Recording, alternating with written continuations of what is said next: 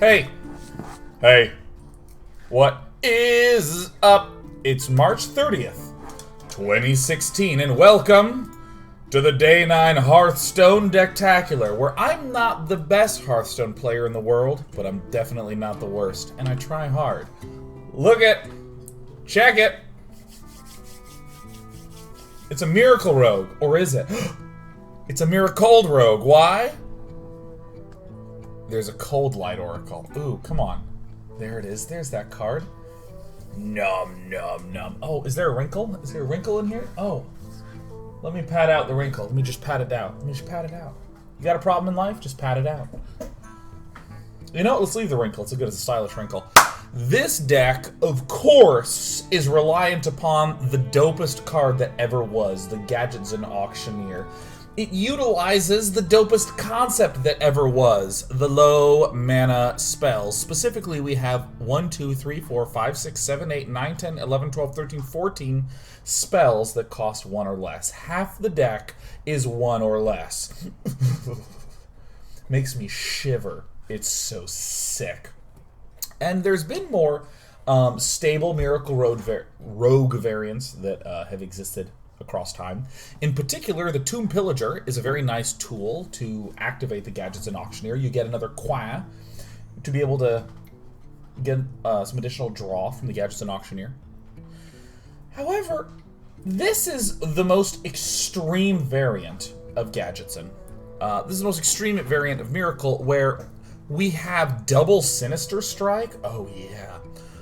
We don't really have units. We're even going for Arcane Golem so we can double Shadow Step it, double Cold Blood it, and kill him. This wrinkle is going to be the death of me. Hold on, I'm going to de-wrinkle. There we go. No wrinkle. This is a good finisher. Note that Arcane Golem with double Shadow Step is 12 damage, plus 2 Cold Bloods is 20 damage. Notice that we have Eviscerates, of course, a common staple of the Rogue. But then plus Sinister Strikes, it's very easy for us to burst them down super quickly just by having some units. The only real notable unit that we have is the SI7 Ancient. Orbital says, would +1 Faceless and -1 Sinister Strike work well with the Golem? Interestingly, with this deck, we often just win on 7. We win on 7 from heaven. We get the Gadgetson out, we stay alive. This evening on the show, I'll be enjoying a Leffe. It's a Belgian blonde. I tend to like strong, dark ales, and Leffe is the sort of brew that you can also find at your local Safeway, your local grocery store. This is just a solid, excellent beer. It's a traditionally small bottle. It's very tasty. For Doomhammer. Watch your back. Now, Gadgetson is a deck that, Miracle Rogue is a deck that I've actually had a tremendous amount of experience with. So I'm pretty comfortable with my mulliganing decisions with Miracle Rogue. With this extreme variant, you essentially always keep the Gadgetson because it is the core of the card. Depending on what you're up against, I'm anticipating this is a bursty Shaman Man, so I'm going to go ahead and keep the Blade Flurry. Here we go. Depending on what he plays coming up, Thalnos into Backstab is very reasonable against Feral Spirit. I would do that in a Heartbeat. I would do that in a Feral Beat.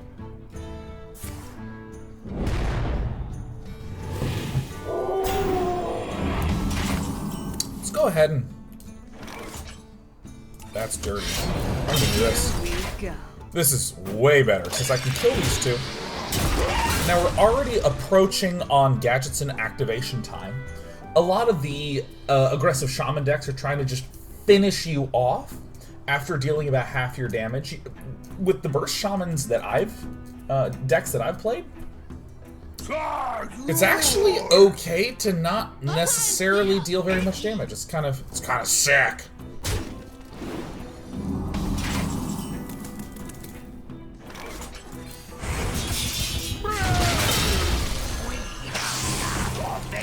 Because those burst shamans just have so much burst damage from the hand. So So you just need to deal some damage and then get him. Like this, we're at turn 5 already, and I'm doing alright. And I feel like most of our lovely, friendly shamans would be okay with this. So I'm going to have 8 cards in hand.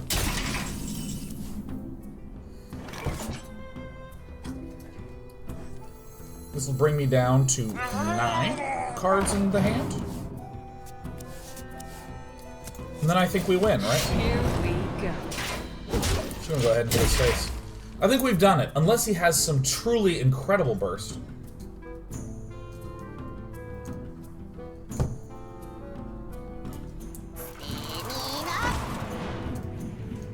Not a problem. And then he's gonna probably just tap it up. I feel... Alright, I'm gonna go down to 11. 11 from heaven. We've gotta be a little careful here. It's no problem, though. I'm not afraid. If he has another rock glider weapon, we insta-lose. Let's see, is there any way to just kill him this turn? We have 8 here. We have another 3 is 11. We have 12. It does not appear to be so. I got the best deals anyway. Go ahead and start the killing.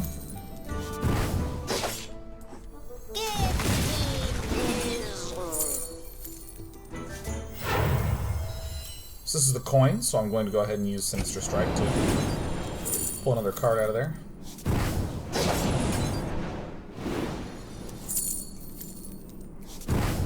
Ooh, if only I'd drawn that first, because then I would have just sent that one back to the hand. But I think this is a reasonable situation to be in.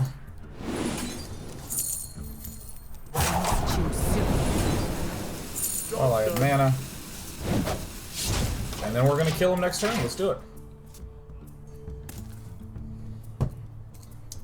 Let us do it. Now again, if he has Rockbiter Weapon, we immediately die. If he has any amount of burst, we immediately die. And it's alright. That is okay. We expect this in this particular matchup, so it's no problem.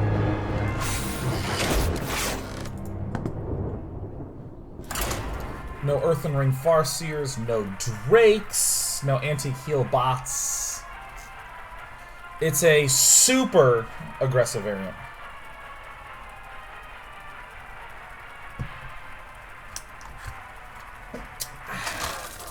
For you're wondering why I was saying dead next turn. Because we have the Gadgetzin on the board. Valera versus He could focus on killing the Gadgetzin. I must protect. But if he has any ability to focus on the Gadgetzin, those are the same cards that would allow him to win the game. So if we have the Gadgetzin on board, he's going to be at 13 next turn. So we play Arcane Golem, Coldblood, or Cold Blood to do 8 damage, hitting him for 8. We have Eviscerate for a total of 12, so he has 1 remaining health, and we can just Hero Power and hit him in the face for exactly 7 mana. That's what I mean. Winning on turn 7. I'm gonna go ahead and hold on to Eviscerate for this. I actually have some experience with this particular deck. With this particular deck, even.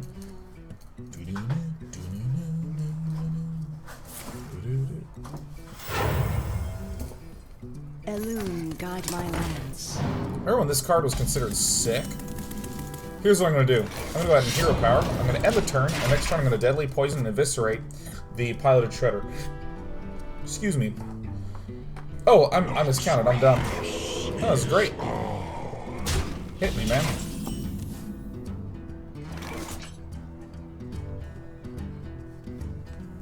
How do we do this one?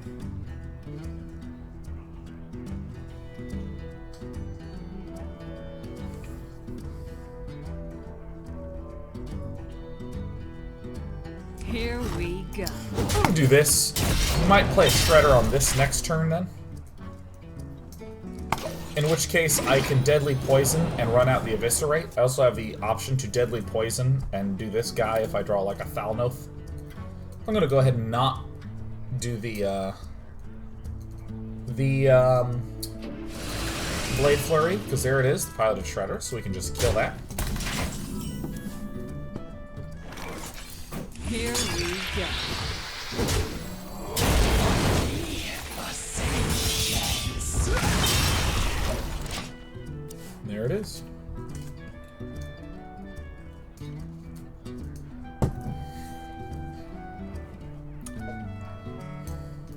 It's a good build. I must safeguard the land. So I'm going to go ahead and I'm going to run out this and then that.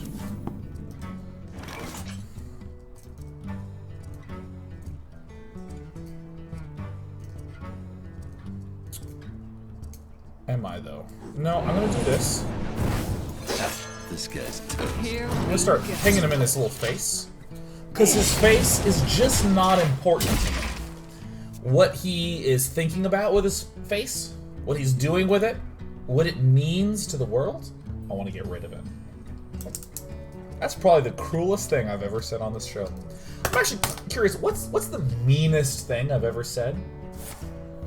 In the Day 9 Hearthstone Decktacular, or the Day 9 Daily, or Fun Day Monday, or Mostly Walking, or Newbie Tuesday, or Friends Day Wednesday, the shortest run of anything I've ever done, or maybe on Why We Like It, the show that I love doing, but that took a lot of time to do because I had to read. Here we go.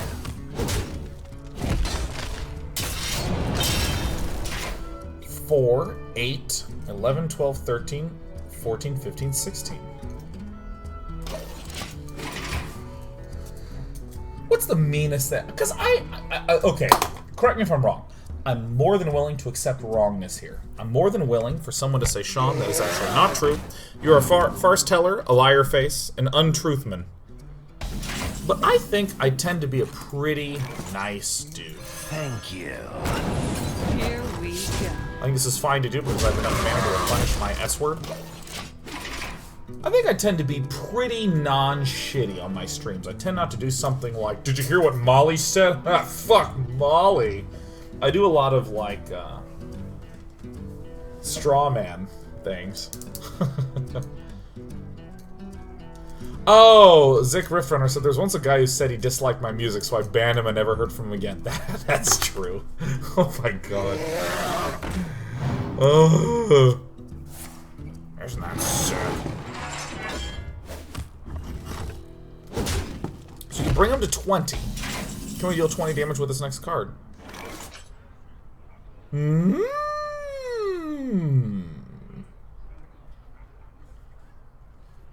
He's at 7. This would put us in Force of Nature Savage Roar range. I know he has it. I wonder.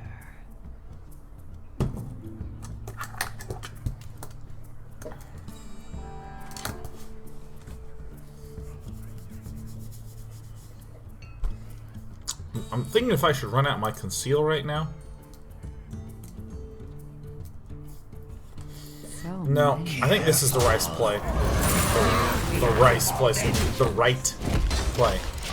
This is the rice play. Telling Sheriff to wait for dinner. Oh, let me do one of these. Whoops. Oh, that isn't the right button at all. Let's see here. Telling Sheriff to wait for dinner. One of the stupidest things I've ever laughed at was your explanation of micro on a Fun Day Monday a few years ago. That was definitely the dumbest thing I've ever laughed at. 5, sure. Let's send him to 24. Let's kill him on this turn. 7, 8, 9, 10. Gadgets in, auctioneer! Ooh.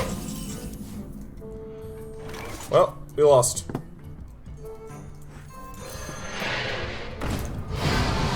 Here we go.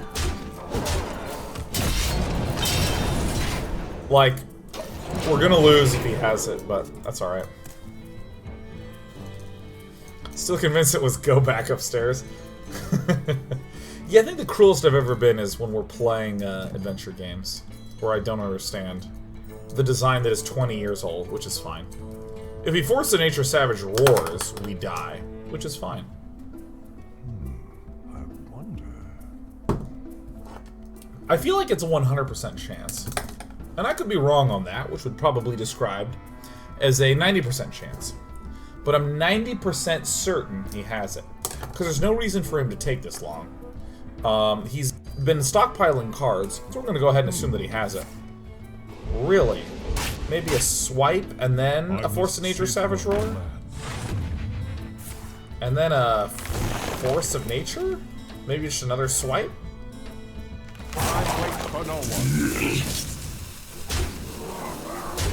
And then an Innervate and a Hero Power for the trash talk? Alright, there it is.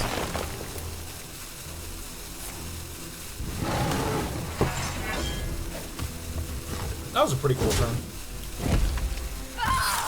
Oh! He had to count it. We'll give it to him. A bravo, Grims. Well, there was a time when I called out Caro for trying to freeze me. You know what? She's going to get called out again. One of my friends in college, who shall not remain nameless, her name is Caro, who is charming and lovely in all ways except for the one that I'm about to tell you. So, over a summer at Harvey Mudd College, what a student would typically do is go home or stay on campus for research. Watch your back. Gotta keep this hand. Stay on campus for research. So, one summer, I stayed on to work with Professor Martin Nossi at Harvey Mudd College, studying the structure of terrorist social networks. And not in a, like, let's read the way that they interact with each other, but, like, if you look at a graph structure of their social networks and study that, how does that differ from a traditional social network? Or if you look at a social network, again, a graph structure of a social network of a terrorist group, are there ways to disrupt this network maximally? And notice how diplomatic I am being by using the word disrupt. Terrorist social networks. I'm not talking about, like, my terrorist Facebook or something like that. I'm talking about, like, again, in a studied graph structure, who are the key pieces that, if are removed, maximally disrupt communication across this network.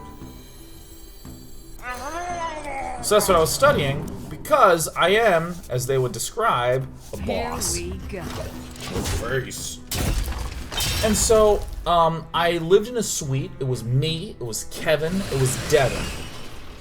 And it was the three of us. We shared a bathroom, we had a little living area to ourselves, and it was we three working together, being kick-ass, badass boss asses. Let's go ahead and make it a doomsayer, shall we? Damn. Here we go.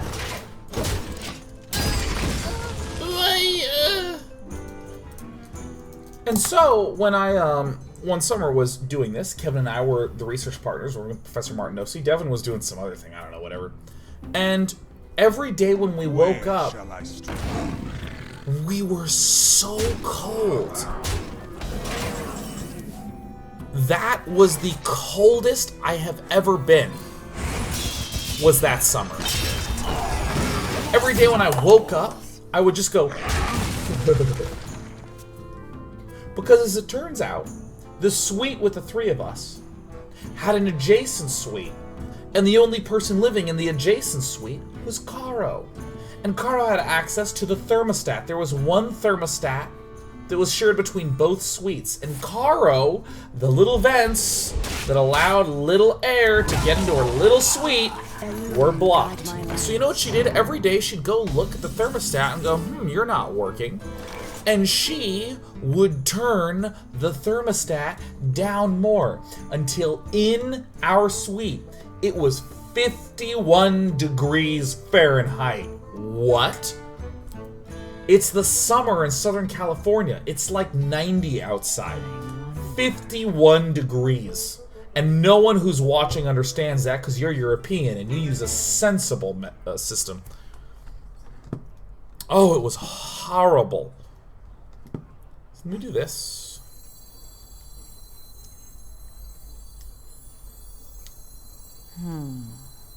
Indeed. Thank you. I think I'm just gonna take the damage, dude. Like, what? Oh my god, I was so cold every day. So I would wake up and I would put on a shirt and a long sleeved thin sweater and a hoodie, and then I'd put on like sweatpants and then pants over those, and I would put in socks and shoes, and I would roll down all the sleeves so I had my little fingers sticking out. And that is the conditions under which I did my work. And then I would go outside and people would see me and Kevin do it with like scarves and hoodies up and gloves, just so cold. So, like the coldest you've ever heard. I better be able to kill him.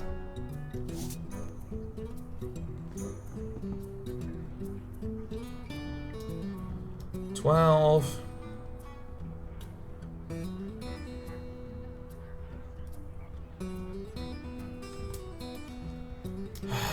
I deal 20 damage. So many. Careful.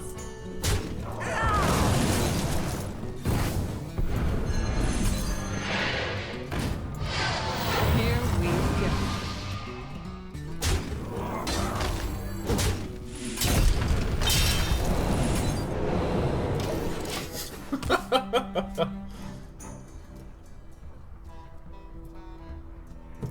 We can get him next turn. We can get him next turn. The chances of him not having Force of Nature Savage Roar Well is played. so small. I hate Druid. Druid is a badly designed class. It's a bad class.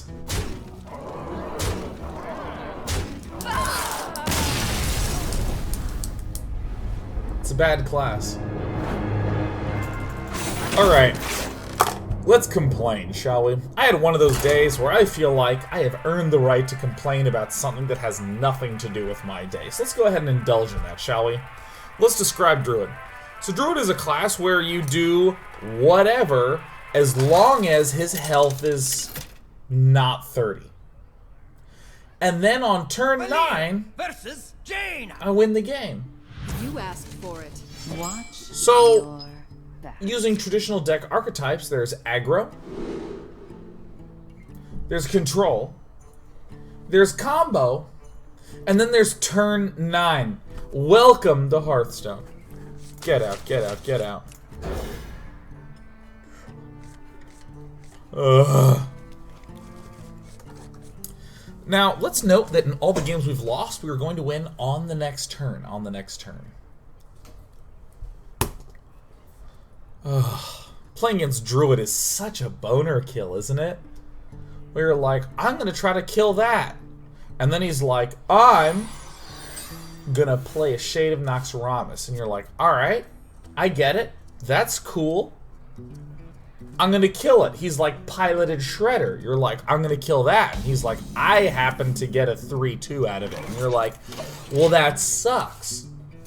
And then he's like, yeah, sorry, I didn't make the cards. And I'm like, no, I get it. And then he's like, all right, turn 4, I'm gonna play a 5-mana thing. I ran a Wild Growth a while back. Well, yeah, that makes sense. He hits me, I kill the thing he hit me with. And I'm like, I'm doing pretty good. And then I'm dead.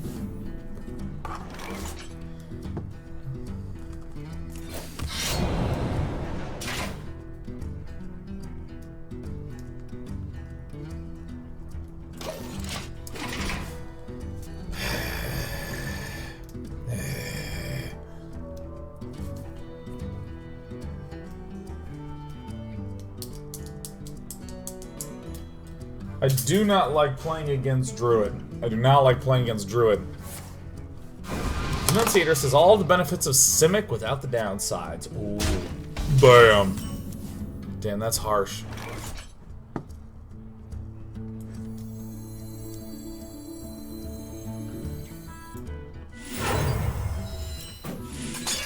This guy's tough. A little weird, but this guy. Oh, science! What is our card draw in this deck? Most of the cards.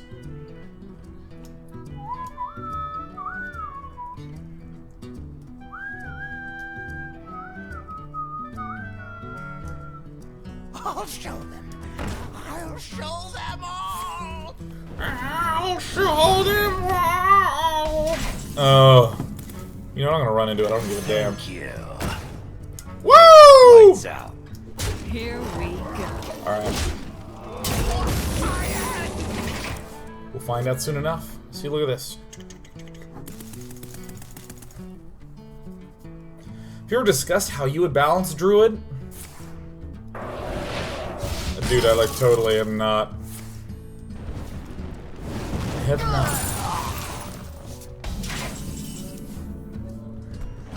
Hey, lights out. Here we Kill everything. Guy that was against Freeze made you. Beat him to death. Are there any cards that have been revealed for whispers of the old gods that have tickled your deck building fancy? No, not at all. Not in the slightest. I'm still very interested for Standard, though. There's something that I talked about a while back that I will re-emphasize. The design space for Hearthstone is huge, or excuse me, for Magic the Gathering is huge. Ooh, do I want this one out?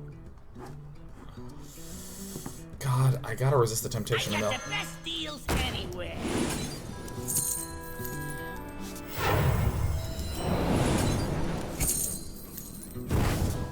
Hey, lights out.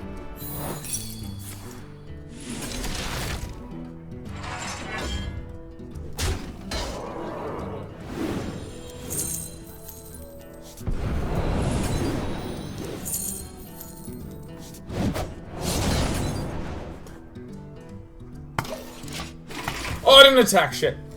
The design space for Magic the Gathering cards is gigantic. It's huge, and I know it's huge because I've played Magic for quite a while. And every time I see new Magic cards, such as the recent set coming out, I go, damn. Right? I look at it and I go, wow. How do I make that card work? Wait, how do I make that card work? And wait, if that works that way, I start to think and think and think and think of all the ways that I can make decks using these really different cards. Like, there's once upon a time, actually, I assume there's more than one. It was like a white spell that cost 1 white, and it just said, exile all cards from target graveyard. What to do? Boy, that's a really specific card, right? Exile all cards from target graveyard. And it was really important to sideboard that puppy, I man. got the best deals anywhere. Hey, lights out.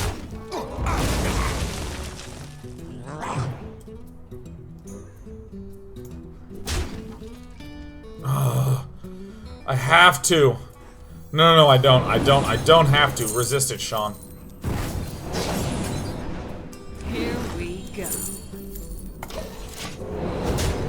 It's like this amazing sideboard card. One of my favorite cards ever.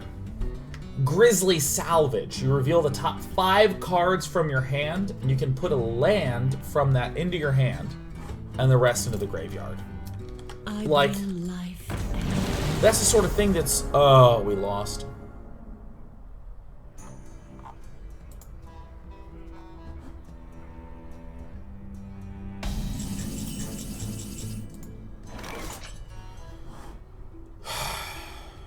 Guys, it was fun to be here.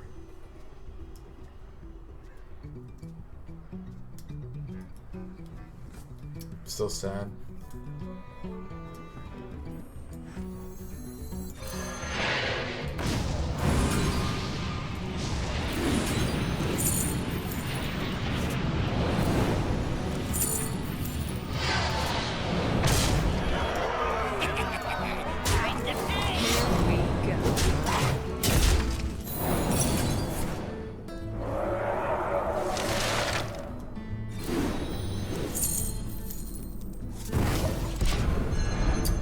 Yeah, so one of my favorite cards, Grizzly Salvage, reveal the top 5 cards from your library.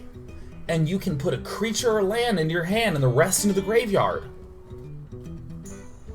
What an interesting little card, and it's really good for graveyard-focused decks. What's a graveyard in Hearthstone? It doesn't exist even, right? You have the graveyard, you have exile, you have the library, you have your hand, you have all sorts of other conditions, you have different types like enchantments, equipment. Oh. Aha! Aha! Here we go.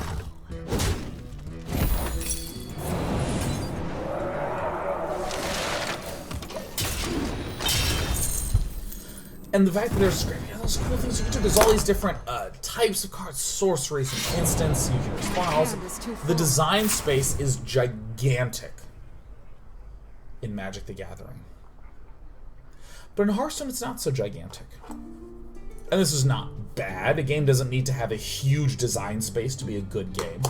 But in a card game where the expectation is that there will be continual additional cards released over time, as the new Hearthstone cards are being announced, it's like, play this card, another card gets +2/+2. And I'm like, okay, I can wrap my head around it. There's not the sort of interesting and extreme cards that I'm really interested in. I wonder. Here's a good way to describe what I mean by design space. Think of a really awesome Magic card. Now think of how, like, your design. Now let's grow that a little bit. Think of 10 cool Magic the Gathering cards. Not that exist, that you're creating in your head. You're creating in your head. Cool. I mean, if you've come up with 10 of them, that's amazing. Chances are you haven't. Gee, I thought we were dead. We did it. Whee! Look at that star. Now think of 10 interesting and cool Hearthstone cards. And I want you to go through this exercise. 10 Magic cards, 10 Hearthstone cards. I feel like the Hearthstone cards, it's easier to create a good Hearthstone card than it is to create a good Magic card.